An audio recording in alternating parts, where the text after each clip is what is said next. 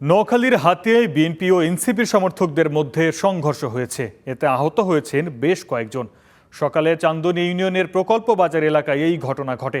প্রত্যক্ষদর্শীরা জানায়, নির্বাচনী সহিংসতার আহতদের ঘরবাড়ি দেখতে যান নবনির্বাচিত সংসদ সদস্য আব্দুল হান্নান মাসুদ। গাড়িবহর প্রকল্প বাজার এলাকায় পৌঁছালে বিএনপি কর্মীরা হামলা চালায় বলে অভিযোগ ওঠে। এ নিয়ে ছড়ায় উত্তেজনা। দুপক্ষের মধ্যে দফায় দফায় সংঘর্ষ হয়। চলে ধাওয়া, পাল্টা ধাওয়া, ককটেল বিস্ফোরণ, ভাঙচুর। এতে আহত হন বেশ কয়েকজন। ঘটনার পর থেকে এলাকায় উত্তেজনা বিরাজ করছে।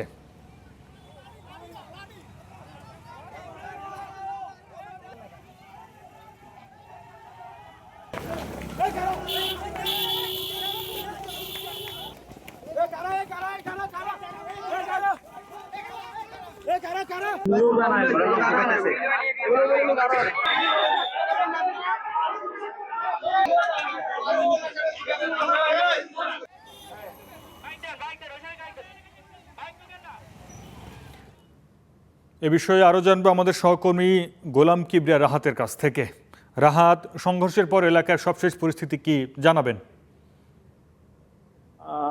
আজকে সকাল 10টা থেকে নোয়াখালী 6 সংসদীয় আসনের সংসদ সদস্য হান্নান মাসুদ তার নির্বাচনী এলাকায় নির্বাচনী সহিংসতায় আহতদের ঘরবাড়ি দেখতে গিয়েছেন।